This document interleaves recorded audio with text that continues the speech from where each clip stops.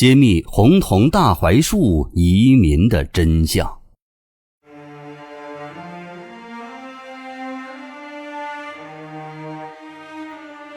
你一定听说过这么一个说法，就是小脚指甲外侧如果还有一个更小的指甲，也就是小脚指甲分两半，那你的老家就是山西红桐大槐树的。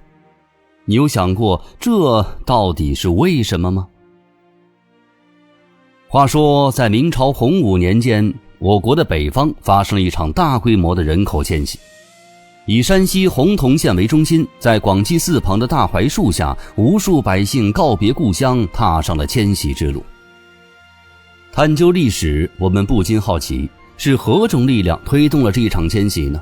为什么山西洪桐大槐树如此重要？离乡的百姓又经历了怎样的悲欢离合呢？那么今天就让我们一起来追寻这段历史记忆。在14世纪末，中国的很多地方都在打仗，中原的河南、山东、河北等地那是打得更厉害了，整个城市都被毁了。还有扬州，以前很热闹的城市，后来几乎是没人了。因为山西山比较多，比较安全，人口还有很多。到了明朝洪武14年，朝廷查了人口，发现河南河北加起来一共才189万人，而山西就有403万人，人太多了。朱元璋觉得这样不行，得让中原恢复起来，人口得平衡一下。于是洪武21年，他决定把山西的一些没地种的穷人移到河北、山东、河南这些地多人少的地方去种地。对于明朝来说，这场大迁徙是经济恢复并发展的关键举措，但是这对于百姓来说却是一次痛苦的离别，因为他们可都不是自愿的，而是被强制性离开家乡的。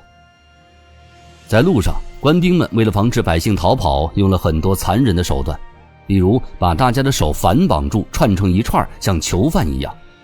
路上移民被绑着手，想上厕所的时候只能求官兵解开，所以解手一个词就是这么来的。关于这小脚指甲分两半，有两种说法。一是官府为了防止移民逃跑，在他们的小脚趾上刻了口子，指甲就裂开了。二是因为当时政策规定，家里有2个以上的儿子只能留小儿子，其他的都得迁走。于是有的母亲就在离别的时候咬破了儿子的小脚指甲，希望以后还能够认出来。而且明朝还规定，同宗同姓的不能迁到同一个地方，这对重视宗族观念的中国人来说又是一个很大的打击。有的兄弟为了不分开，甚至都改姓了。根据记载，这次迁徙迁出的姓氏有800多个，也有说达到了1200多个。移民们到了新地方，要适应新气候，学新的耕作方法，同时还创造出了很多新的文化。他们既保留了山西的传统，又学了当地的风俗，这样一来，北方文化就更加丰富多彩了。在经济上，移民们也推动了农业发展，开垦了很多荒地，还改进了耕作技术。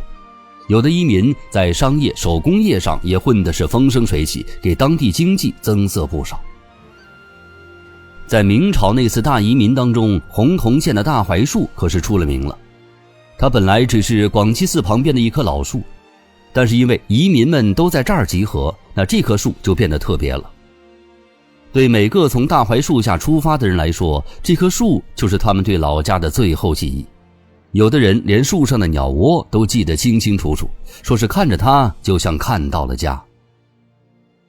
奇怪的是，虽然大槐树移民的故事在老百姓当中流传很广，但是官方记载的不多。直到清末民国的时候，才有人开始在大槐树那儿立纪念碑，宣传它的意义。从那以后，大槐树就成了移民后代找祖宗的重要象征。很多人都说自己是从大槐树那儿迁出来的，甚至有人说大槐树迁出了上百万人。其实没有那么多了，只是后来洪桐大槐树太出名了，很多移民后代都觉得自己是从那儿出来的。所以现在每年清明节都有很多人跑到大槐树下祭拜祖宗，缅怀过去。洪洞县的大槐树连接着过去和现在，见证了人口迁徙和家族兴衰，也成了大家寻根的地方。